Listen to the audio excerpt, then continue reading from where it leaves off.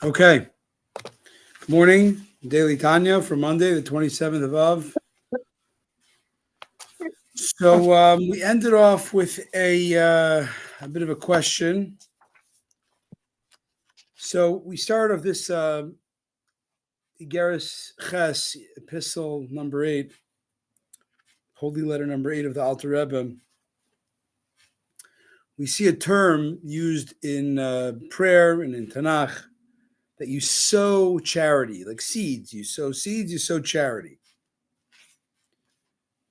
And the simple, what do you when you plant seeds, you want a yield. So what's the yield you want here with charity? A little Johnny Apple seed with coins, So you want godly revelation.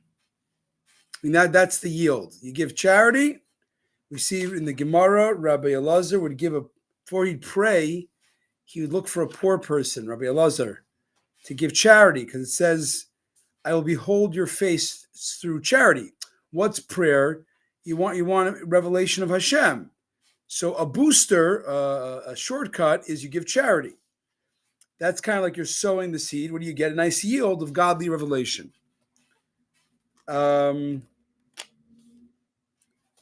Now, the basic logic for that, just understand that, is, well, you're giving somebody life, food, a poor person, so God will give you spiritual life.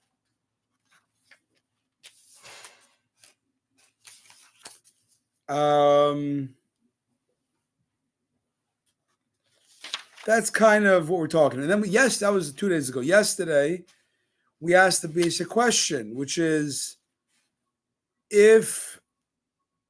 so you give charity. We see it in the Talmud, Rabbi Elazar give charity in order to perceive God's face in prayer, some sort of revelation, have more, glimpse to the source of life. But see, typically we don't do there's something called midah keneged midah, measure for measure. God works measure for measure. The way you put out is the way God gives back more so. But seemingly, the reward should be like this. You give this poor guy life. You give him a sandwich, physical life, albeit temporal, but it's life. So in the world to come, in the spiritual world, you should get, heavenly life. But the yield you get from charity, we're saying you get God's presence. You get some sort of taste of the divine. That's way too much to ask for. Life is but a manifestation of God. God is not life. Life is one of the is important manifestation, but it's not God. So you give the guy a sandwich, you give him physical life, you should get at best spiritual life. So more world to come or something. Right? And then, by the way, there's many religious Jewish thinkers. Tissue.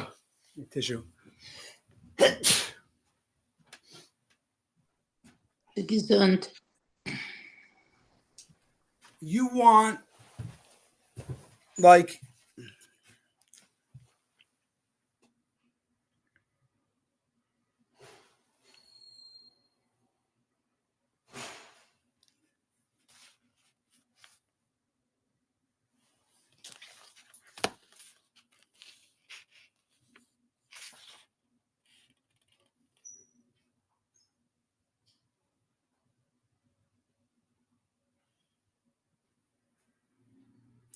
so just so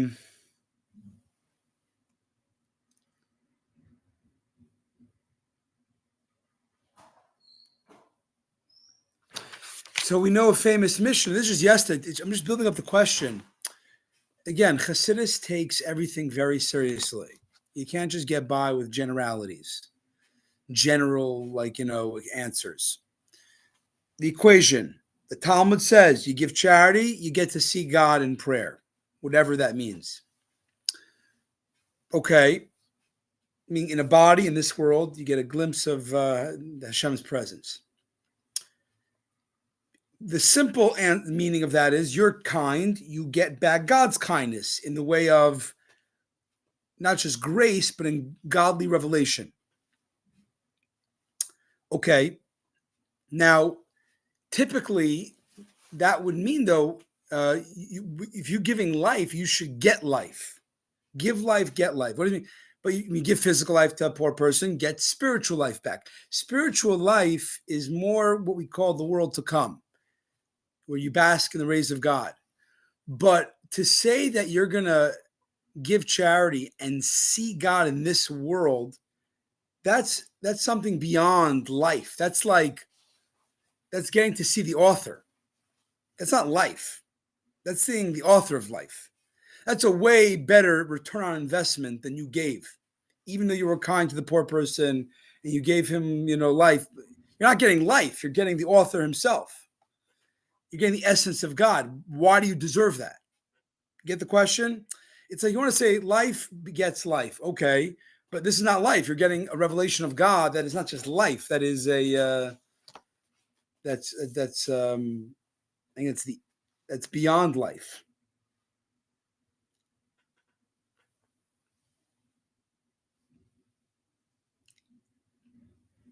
Because another point is every bit of life, whether physical life or the spiritual life in the world to come, it only can be the big, I guess, downside of life is that you can only have life from God. Everything comes from God, but it must come through tzimtzum, right? Otherwise, it would blow the socket.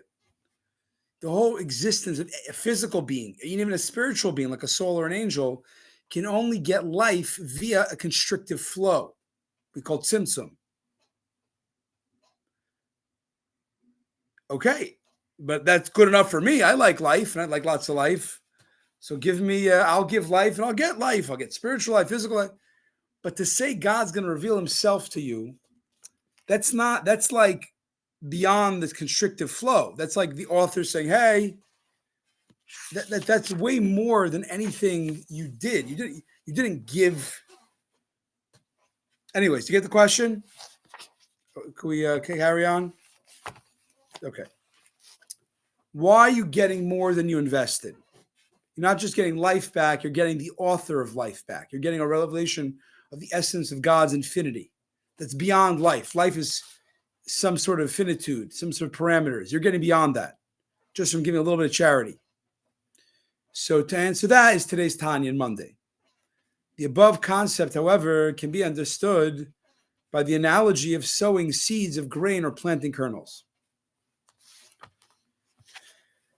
The shoot that sprouts from the seed and the tree with its fruits from the kernel are not the essence of the seed or the kernel that was planted. The lush, red, delicious apple is not commensurate with the dry, tiny seed. What happened, though? How does a seed create an apple or whatever? For the essence and being of the seed has been spent and is decayed in the soil. On the contrary, not only the seed doesn't equal a red apple, it actually decays. But what happens? This is according to Kabbalah, and we'll see what it says here. That what happens? You put a seed in the ground, it decays, and it awakens Mother Earth, as we call it.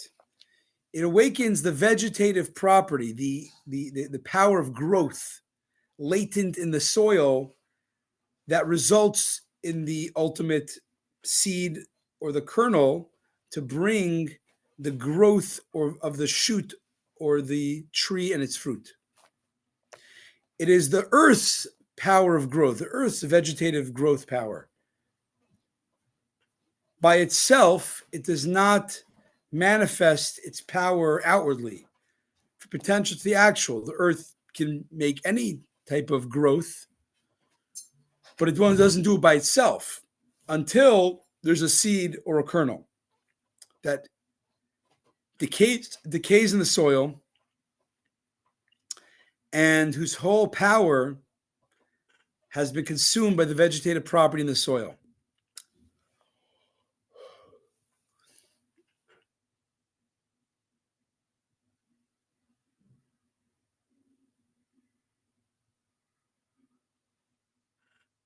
The kernel, right? And what happens is the kernel, it's an apple seed, it decays and unites the power, the little trigger, the catalyst of that seed with the vegetative growth power in the earth. In this way, the vegetative growth power property of the earth actualizes potential and infuses vitality that makes possible the growth of a shoot that's related to the seed that was sown. Apple seed, apple tree, strawberry seed, strawberry plant. Wow. In this, but what's cool is that the yield, the produce, is a much bigger increase than in the shoot in the plant, and likewise the fruits on a single tree. You get much more than just a seed for a seed. You get right. What happens is you put a ear of corn, you get a whole kernel, a stalk of corn. One whatever it is, a corn seed, a corn kernel, makes a whole stalk of many cobs and kernels. And likewise with trees, with fruits. Moreover, the very nature and essence of the fruits, not only do you get a quantitative, this combo of the seed plus the power of Mother Earth's growth. Wow. I don't know if that's a good term, but whatever. It makes sense.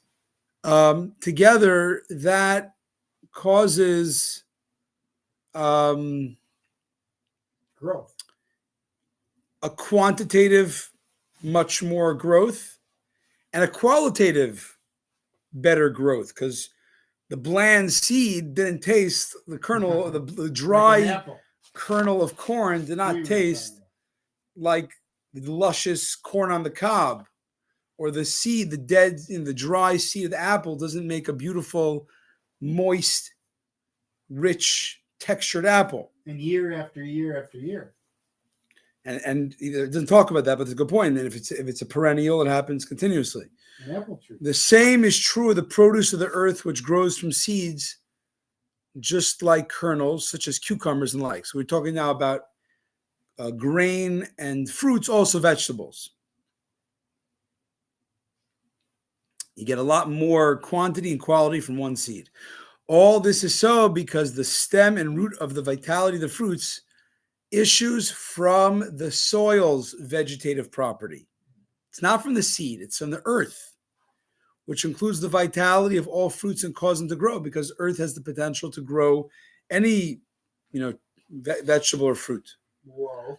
The kernels or the apples, the seeds that are sown on the ground, they are, and this is an important term we talk about in Kabbalah a lot of times, like a isarusa dilasata. It's like the Kabbalistic term for arousal from below. Also known in the writings of Rabbi Yitzchak Lurie, the Arizal, Hailos Mayanukfin, the elevation of the feminine waters. Right? We talked about that the whole Kabbalah, the Kabbalah is built a lot on, Kabbalah is built of